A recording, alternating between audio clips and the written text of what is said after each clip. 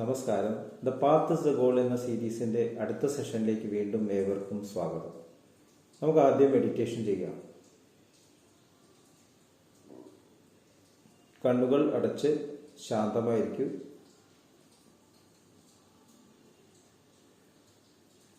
ഭൂമി മാതാവിനോടും സർവചരാചരങ്ങളോടും അന്തരീക്ഷത്തോടും കൃതജ്ഞത രേഖപ്പെടുത്തൂ.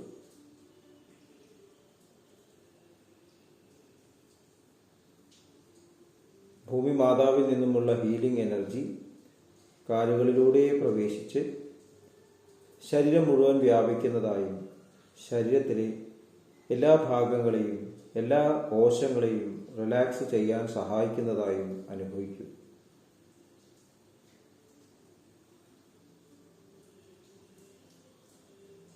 ഇപ്പോൾ ശരീരം പൂർണ്ണമായും റിലാക്സ്ഡ് ആയി. ഈ റിലാക്സേഷൻ ഹൃദയത്തിൽ അനുഭവിക്കൂ. ശ്വാസം ദീർഘമായി ഉള്ളിലേക്ക് എടുക്കൂ. ഹൃദയത്തിൽ സ്നേഹം നിറയുന്നതായി അനുഭവിക്കൂ. ശ്വാസം പുറത്തേക്ക് വിടുമ്പോൾ സ്നേഹം പ്രപഞ്ചം മുഴുവൻ വ്യാപിക്കുന്നതായും അനുഭവിക്കൂ.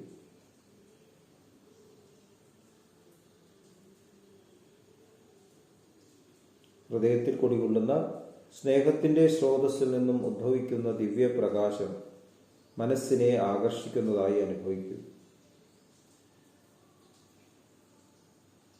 ആ ദിവ്യപ്രകാശത്തിൽ ധ്യാനം ആരംഭിക്കൂ. മനസ്സിൽ ചിന്തകൾ വരുന്നുണ്ടെങ്കിൽ മൃദുവായി അവയെ അവഗണിക്കുക. ദിവ്യപ്രകാശത്തിൽ ധ്യാനം തുടരുക.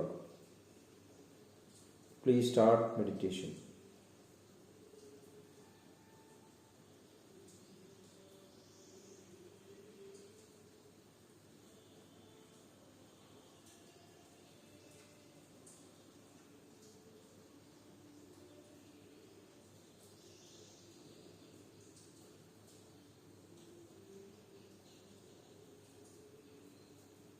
ഓക്കെ, ആ കണ്ടീഷൻ ഹൃദയത്തിൽ നിലനിർത്തി പതുക്കെ കണ്ണുകൾ തുറക്കൂ. എല്ലാവരെയും ഹാർദമായി ഹാർട്ട്ഫുൾനെസ് സഹജമാർഗ് മെഡിറ്റേഷൻ സിസ്റ്റത്തിലേക്ക് സ്വാഗതം ചെയ്യുന്നു. എങ്ങനെ ജോയിൻ ചെയ്യാം എന്നത് ഡിസ്ക്രിപ്ഷൻ ബോക്സിൽ കൊടുത്തിട്ടുണ്ട്. ഇന്ന് സ്വാതന്ത്ര്യ ദിനമാണ്, ഇൻഡിപെൻഡൻസ് ഡേ. നമ്മുടെ രാജ്യത്തിന് സ്വാതന്ത്ര്യം ലഭിച്ചിട്ടുള്ള ദിവസം. ഇപ്പം എന്താണ് സ്വാതന്ത്ര്യം? നമ്മൾ പ്രിൻസിപ്പിൾസ് ഓഫ് കോൺവെർസേഷനിൽ ഇപ്പോൾ സ്വാതന്ത്ര്യത്തെക്കുറിച്ചാണ് യഥാർത്ഥത്തിൽ ഡിസ്കസ് ചെയ്യുന്നത്. ഓരോ ജീവനും സ്വാതന്ത്ര്യം അഭിലഷിക്കുന്നു. ആത്മാവ് സ്വതന്ത്രമാവാൻ അഭിലഷിക്കുന്നു. ആ സ്വാതന്ത്ര്യത്തിൻ്റെ അഭിലാഷത്തിൻ്റെ എക്സ്പ്രഷൻസാണ് ക്രിയേറ്റിവിറ്റി എന്ന് നമ്മൾ ഡിസ്കസ് ചെയ്തു. നമ്മൾ ക്രിയേറ്റീവായിട്ടുള്ള ടാലൻസിനെ എക്സ്പ്രസ് ചെയ്യാൻ ആഗ്രഹിക്കുന്നു. അത് ഏത് ജീവിയിലും നോക്കിയാലും അറിയാം. അപ്പം അതിന് പറ്റിയ ഒരു അന്തരീക്ഷം ഉണ്ടാകുമ്പോൾ ആ ക്രിയേറ്റിവിറ്റി എക്സ്പ്രസ്ഡ് ആവും. അപ്പോൾ അറ്റ്മോസ്ഫിയർ വളരെ ഇമ്പോർട്ടൻ്റ് ആണ് എന്നുള്ളത് മനസ്സിലാക്കാം. അന്തരീക്ഷം, ഒരു വിത്ത് നടുകയാണെങ്കിൽ അതിൻ്റെ ക്രിയേറ്റീവ് ഫോഴ്സ് പൂർണ്ണമായിട്ടും പ്രകടം ആവണമെന്നുണ്ടെങ്കിൽ അതിന് പറ്റുന്ന ഒരു മണ്ണ് വേണം, കാലാവസ്ഥ വേണം, വളങ്ങൾ വേണം. അതുപോലെ തന്നെയാണ് ഒരു മനുഷ്യന് വളർന്നു വരണമെന്നുണ്ടെങ്കിൽ പറ്റുന്ന ഒരു അന്തരീക്ഷം വേണം. എങ്കിലേ ആ ക്രിയേറ്റീവ് ടാലൻറ്റ് എക്സ്പ്രസ്ഡ് ആവും. അത് എക്സ്പ്രസ്ഡ് ആവാൻ പറ്റാത്ത സമയങ്ങളിലാണ് എതിർപ്പുകൾ ഉണ്ടാകുന്നത്, ദേഷ്യം ഉണ്ടാകുന്നത്, നെഗറ്റീവ് ആക്ടിവിറ്റീസ് എല്ലാം, ചിന്താഗതികളെല്ലാം ഉണ്ടാകുന്നത്. എപ്പോഴും സ്വാതന്ത്ര്യം ലഭിക്കുന്ന ഒരു അന്തരീക്ഷം, സ്നേഹം നിറഞ്ഞ ഒരു അന്തരീക്ഷത്തിൽ ഈ തരത്തിലുള്ള ഡിസ്ഹാർമണി ഉണ്ടാവില്ല. ഇവിടെയുള്ള ഓരോ വ്യക്തിക്കും അവരുടെ അഭിപ്രായം പ്രകടമാക്കാനും അവരുടെ ക്രിയേറ്റീവ് ടാലൻസിനെ പൂർണ്ണമായിട്ട് എക്സ്പ്രസ് ചെയ്യാനുള്ള ഓപ്പർച്യൂണിറ്റി ലഭിക്കണം. എങ്കിലേ അതിനെ സ്വാതന്ത്ര്യം എന്ന് പറയാൻ സാധിക്കുള്ളൂ. അവനവൻ ആത്മസുഖത്തിനാചരിക്കുന്നത് അപരന് സുഖത്തിനായി വരയണം എന്ന നാരായണ ഗുരു പറഞ്ഞിട്ടുള്ള ആ സിദ്ധാന്തം അത് നമ്മൾ ഓർക്കണം. നമ്മൾ നമ്മുടെ ക്രിയേറ്റീവ് ടാലൻസിനെ എക്സ്പ്രസ് ചെയ്യുമ്പോൾ അത് മറ്റുള്ളവർക്ക് വേദനാജനകം ആവാനും പാടില്ല. അങ്ങനെയാണെങ്കിൽ അത് ക്രിയേറ്റിവിറ്റി അല്ല. ക്രിയേറ്റീവ് ടാലൻറ്റിൽ എപ്പോഴും സ്നേഹമായിരിക്കണം മാനിഫെസ്റ്റ് ആവുന്നത്.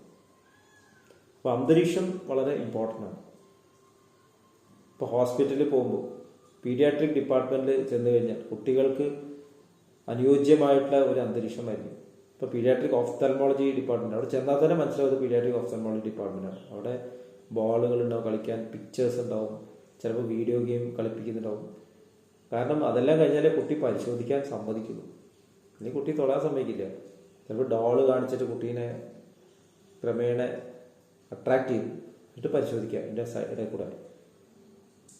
അപ്പോൾ ഇതുപോലെ തന്നെയാണ് എല്ലാവരോടും സംസാരിക്കും. ഏതൊരു വ്യക്തിയായിട്ട് നമ്മൾ സംസാരിക്കാൻ ചെല്ലുന്നു, കോൺവെർസേഷനിൽ അല്ലെങ്കിൽ ഏതെങ്കിലും ഒരു കാര്യത്തെപ്പറ്റി ചർച്ച ചെയ്യാൻ പോകുന്നു, നമ്മൾ ആ കാര്യത്തിന് അനുയോജ്യമായിട്ടുള്ള ഒരു അന്തരീക്ഷം സൃഷ്ടിക്കണം. നമ്മുടെ സർവീസസ് ഏറ്റവും ബെസ്റ്റായിട്ട് നൽകാൻ പറ്റുന്നത് അങ്ങനെയുള്ള ഒരു സമയത്ത് മാത്രമാണ്. മഹാത്മാഗാന്ധിജിയുടെ ഉദാഹരണം എടുത്ത് നോക്കിയാൽ അറിയാം. മഹാത്മാഗാന്ധിജി എവിടെയാണോ ഇന്ത്യയുടെ പ്രശ്നം അവിടെ ചെന്നിട്ടാണ് അത് ഫേസ് ചെയ്യുന്നത്, കാണുന്നത്. ചമ്പാരൻ സ്ട്രഗിള് നോക്കിയാൽ അറിയാം, അദ്ദേഹം അവിടെ ചെന്നു. ഫാമേഴ്സിന്റെ പ്രശ്നം അറിയണമെങ്കിൽ ഫാമേഴ്സിന്റെ കൂടെ പോയി ജീവിക്കണം. നമ്മൾ ടൗണിലിരുന്നിട്ട് AC അന്തരീക്ഷത്തിലിരുന്നിട്ട് ഫാമേഴ്സിന്റെ പ്രശ്നങ്ങൾ അല്ലെങ്കിൽ സമൂഹത്തിന്റെ പ്രശ്നങ്ങൾ ചർച്ച ചെയ്യുമ്പോൾ ഉണ്ടാകുന്ന ബുദ്ധിമുട്ടുകൾ നമ്മളിപ്പോൾ കാണുന്നുണ്ട്. ഏത് തലത്തിലാണോ നമുക്ക് മനസ്സിലാക്കേണ്ടത്, ഏതാളായിട്ടാണോ കൺവേഴ്സ് ചെയ്യുന്നത്, നമ്മൾ അവിടേക്ക് എത്തിച്ചേരണം. ഇപ്പോൾ ഒരു അനിമലാണെങ്കിൽ ഇങ്ങനെ തന്നെയല്ലേ നമ്മൾ ചെയ്യുന്നത്, അവരുടെ തലത്തിലേക്ക് ഇറങ്ങി വരണം. കുട്ടിയാണെങ്കിൽ അവരുടെ തലത്തിലേക്ക് ഇറങ്ങി വരണം. പ്രായമുള്ള ഒരാളാണെങ്കിലും അവർക്ക് തലത്തിലേക്ക് ഇറങ്ങി വരണം. ഒരു പ്രായമുള്ള ഒരാളെ വളരെ സോഫിസ്റ്റിക്കേറ്റഡ് ആയിട്ട് റൂമിൽ കമ്പ്യൂട്ടറിൻ്റെ ഇടയിലൊക്കെ വെച്ച് പറഞ്ഞാൽ അവർക്ക് സംസാരിക്കാൻ പറ്റില്ല. കാരണം അവർക്ക് പറയാനുള്ള വളരെ സിമ്പിളായിട്ടുള്ള കാര്യങ്ങളായിരിക്കും. കമ്മീഷണർ എന്നൊരു സിനിമയുണ്ട്, സുരേഷ് ഗോപി കമ്മീഷണർ അല്ല, ദ കിങ് എന്നുള്ളൊരു ഫിലിമുണ്ട്. മമ്മൂട്ടി കളക്ടറായിട്ട് അഭിനയിക്കുന്നത്. അതിൽ കുതിരവട്ടൻ പപ്പു ഒരു സ്വാതന്ത്ര്യ സമര സേനാനി ആയിട്ടുള്ള ഒരാളാണ്. പ്രായം ചെന്നിട്ട് പെൻഷനായിട്ട് അപേക്ഷിക്കുകയാണ്. അപ്പോൾ ആരും ശ്രദ്ധിക്കുന്നില്ല. കാരണം എന്താണ്, എല്ലാവരും വളരെ ബിസിയാണ്. പക്ഷെ ഇദ്ദേഹത്തിന് അത് മനസ്സിലാക്കാൻ സാധിക്കുന്നത് കൊണ്ട് ഇദ്ദേഹം അങ്ങനെ ഒരു ജീവിതത്തിലൂടെ കടന്നുപോയതാണ്. അപ്പോൾ ഇങ്ങനെയുള്ള ഒരു അന്തരീക്ഷത്തിൽ അവർക്ക് സംസാരിക്കാനുള്ള അവസരം തന്നെ ലഭിച്ചു എന്ന് വരില്ല. അപ്പോൾ നമുക്ക് എന്തെങ്കിലും ഒരു കാര്യം അറിയണം എന്നുണ്ടെങ്കിൽ കോൺവെർസേഷനിൽ നമുക്ക് ആദ്യം വേണ്ടത് അന്തരീക്ഷം സൃഷ്ടിക്കുക എന്നാണ്. ബാഹ്യമായിട്ടുള്ള അന്തരീക്ഷം മാത്രമല്ല, മാനസികമായിട്ടുള്ള അന്തരീക്ഷം ഉണ്ടാകണം. നമ്മൾ കേൾക്കാൻ തയ്യാറാവണം. നമ്മൾ അവരുടെ ലെവലിലേക്ക് ഇറങ്ങിച്ചേരണം എന്നാണ് നമ്മുടെ മാസ്റ്റർ ദാജി പറയുന്നത്. എവിടെയാണോ നമുക്ക് മീറ്റ് ചെയ്യാൻ പറ്റുക, നമുക്കൊരു മീറ്റിംഗ് പോയിന്റ് ഉണ്ട്. ഈ പ്രോബ്ലംസിന് ഒരു മീറ്റിംഗ് പോയിന്റ്. ഇപ്പോൾ ഭക്ഷണ പ്രശ്നങ്ങൾ സംസാരിക്കുകയാണെങ്കിൽ ഭക്ഷണത്തിൻ്റെ പ്രശ്നം അനുഭവിക്കുന്ന ഒരു ആളോട് അവരുടെ മീറ്റിംഗ് പോയിന്റ് എന്താണ്, ഭക്ഷണമില്ലാത്ത ഒരു അന്തരീക്ഷം, അവർ കഴിക്കുന്ന ഭക്ഷണം അത് ഷെയർ ചെയ്തുകൊണ്ട് ആ ചർച്ച നടത്തണം. അവരെ ഒരു AC റൂമിൽ അല്ലെങ്കിൽ വലിയൊരു സോഫിസ്റ്റിക്കേറ്റഡ് ആയിട്ടൊരു സ്ഥലത്ത് കൊണ്ടുവന്നിട്ട് എല്ലാ ഭക്ഷണം കൊടുത്തു കഴിഞ്ഞാൽ അവർക്ക് ചർച്ച ചെയ്യാൻ പറ്റില്ല. കാരണം നമുക്ക് പ്രശ്നവും മനസ്സിലാവില്ല. അപ്പോൾ ആരോടാണ് നമ്മൾ കൺവേഴ്സ് ചെയ്യുന്നത്, അവരുടെ ഇഷ്യൂ നമ്മൾ മനസ്സിലാക്കുന്നത്, നമ്മൾ ആ ലെവലിലേക്ക് ഇറങ്ങിച്ചേരാം. ഇത് വളരെ ഇമ്പോർട്ടൻ്റ് ആയിട്ടുള്ള ഒരു കാര്യമായിട്ട് എനിക്ക് തോന്നുന്നു. പേഷ്യൻസായിട്ടൊക്കെ ഇൻട്രാക്ട് ചെയ്യുമ്പോൾ എനിക്കത് വളരെയധികം പ്രയോജനപ്രദമായിട്ട് തോന്നിയിട്ടുണ്ട്. അവർ എവിടെയാണ് നിൽക്കുന്നത്, എന്താണ് അവരുടെ പ്രശ്നം. അപ്പോൾ നമ്മൾ ആദ്യം തന്നെ ട്രീറ്റ്മെൻറ്റ് നിശ്ചയിക്കുകയാണ്. ഒരു ഉദാഹരണം പറയാം. പേഷ്യൻറ്റിൻ്റെ കംപ്ലൈൻറ്റ് കണ്ണിന്ന് വെള്ളം വരികയാണെന്നാണ്, അല്ലെങ്കിൽ കണ്ണിന് ചൊറിച്ചിലാണെന്നാണ്. നമ്മൾ അതൊന്നും കാണാതെ കണ്ണിൻ്റെ ഉള്ളിൽ തിമിരമുണ്ട്, ഓപ്പറേഷൻ ചെയ്യണം എന്ന് പറയുന്നു. അങ്ങനെയുള്ള ഒരു അന്തരീക്ഷം ആലോചിച്ചു. പേഷ്യൻ്റ് ചെല്ലുന്നത് എന്തിനായിരുന്നു, പ്രസൻറ്റിങ് കംപ്ലൈൻറ്റ് എന്ന് മെഡിസിനിൽ പറയും. എന്ത് കാരണം കൊണ്ടാണ് പേഷ്യൻ്റ് അവിടെ വന്നിരിക്കുന്നത്, അതാണ് നമ്മൾ ആദ്യം പരിഹരിക്കേണ്ടത്. അതിനുശേഷം പറയാം നിങ്ങൾക്ക് കാഴ്ചക്കുറവുണ്ട്, അത് അവർ അത്ര പ്രധാനമായിട്ട് ഇപ്പോൾ കരുതുന്നില്ല. ഇപ്പോൾ തലവേദനയായിട്ട് വരുന്ന ഒരാൾക്ക് നമ്മൾ കാലിലൊരു ചെറിയ കുരു കണ്ടിട്ട് വേദന ഇല്ലാത്ത അത് മുറിച്ച് കളഞ്ഞാൽ മതി എന്ന് പറഞ്ഞാൽ മാറുമോ? അപ്പോൾ നമ്മൾ എവിടെയാണോ പ്രശ്നം അതിലേക്ക് നമ്മൾ ഇറങ്ങിത്തിരിക്കണം എന്നുണ്ടെങ്കിൽ നമ്മൾ അവിടെ കണക്ട് ചെയ്യണം. അതിനാണ് കണക്ട് ചെയ്യാന്ന് പറഞ്ഞാൽ, നമ്മൾ കണക്ട് ചെയ്യണം. അപ്പോൾ ഇതിന് ശരിക്കും പ്രാക്ടീസിൻ്റെ ഒന്നും ആവശ്യമില്ല എന്നാണ് എനിക്ക് തോന്നിയിട്ടുള്ളത്. പ്രാക്ടീസ് ചെയ്യേണ്ടി വരുന്നത് നമ്മൾ ഒരുപാട് ദൂരെ സഞ്ചരിച്ചുകൊണ്ടാണ്. നമ്മൾ ആ ലാളിത്യത്തിൽ നിന്ന് ഒരുപാട് ദൂരെ സഞ്ചരിച്ചിരിക്കുന്നു. ഒരുമിച്ച് ജീവിച്ചിട്ടുള്ള പരിചയം നഷ്ടപ്പെട്ടിരിക്കുന്നു. പ്രായമുള്ളവരും ചെറിയ കുട്ടികളും ഒക്കെ ആയിട്ട് ഇൻട്രാക്ഷൻ നമുക്ക് നഷ്ടപ്പെട്ടിരിക്കുന്നു. നമ്മളെപ്പോഴും കമ്പ്യൂട്ടറിന് മുമ്പിലും അല്ലെങ്കിൽ മൊബൈലിന് മുമ്പിലുമാണ് ഇരിക്കുന്നത്. വ്യക്തികളായിട്ട്, സമൂഹമായിട്ട്, അന്തരീക്ഷമായിട്ട് നമ്മൾ ഇടപഴകാൻ തുടങ്ങും. അപ്പോൾ ഇതിനൊന്നും ഒരു ബുദ്ധിമുട്ടും ഉണ്ടാവില്ല എന്നാണ് തോന്നുന്നത്. ഇതൊക്കെ നമ്മുടെ വിദ്യാഭ്യാസത്തിന്റെ ഭാഗമാക്കണം. അപ്പോഴേ ശരിക്കുള്ള സ്വാതന്ത്ര്യം ഇവിടെ ഉണ്ടാവുള്ളൂ. അപ്പോൾ പലരും സ്വതന്ത്രമായിട്ട് അവരുടെ അഭിപ്രായങ്ങൾ എക്സ്പ്രസ് ചെയ്യുന്നില്ല. അപ്പോൾ അത് ഞങ്ങൾക്ക് അനുഭവമാണ്. നമ്മൾ അതിന് അവസരം കൊടുത്താലും സംസാരിച്ചോളൂ. ഒരു കുയിലിനെ പിടിച്ചിട്ട് കൂട്ടിലിട്ടിട്ട് പാടൂ എന്ന് പറയുന്ന പോലെയാണ്. അവർക്ക് പാടാൻ പറ്റില്ല, എന്നിട്ട് അവർക്ക് സംസാരിക്കാൻ പറ്റില്ല. കാരണം അവർ ആകെ അങ്കലാപ്പിലാണ്. ഇതുപോലെ തന്നെ ഒരു സിനിമയുണ്ട്, ഹൗ ഓൾഡ് ആർ യു. അപ്പോൾ നമുക്ക് അന്തരീക്ഷം, അതിൽ മഞ്ജു വാര്യർ അവതരിപ്പിക്കുന്ന ക്യാരക്ടർ പ്രസിഡന്റിനെ കാണാൻ ചിലപ്പോൾ തലകറങ്ങി വീഴുകയാണ്. എന്താണ് പറയാൻ ആഗ്രഹിച്ചത് പറയാൻ പറ്റുന്നില്ല. കാരണം എന്താണ്, അന്തരീക്ഷം അതിന് പറ്റിയതല്ല.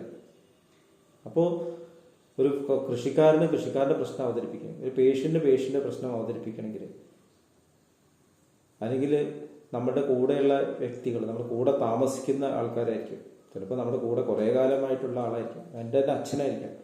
അവർക്ക് അവരുടെ പ്രശ്നം പറയണമെന്നുണ്ടെങ്കിൽ അതിന് പറ്റിയൊരു അന്തരീക്ഷം നമ്മൾ കേൾക്കാൻ തയ്യാറെടുത്തിട്ടുണ്ടോ. എന്താ കുറേ കാലമല്ലോ അവൻ എന്നോട് പറഞ്ഞില്ലല്ലോ, എന്താ ഞാൻ ചോദിച്ചിട്ട് പറഞ്ഞില്ലല്ലോ, ഞാൻ അതിനുള്ള അന്തരീക്ഷം നമ്മൾ കൊടുത്തില്ല. അപ്പോൾ ഈ ഒരു കാര്യം നമ്മൾ എപ്പോഴും ഓർക്കണം എന്നാണ് തോന്നുന്നത്.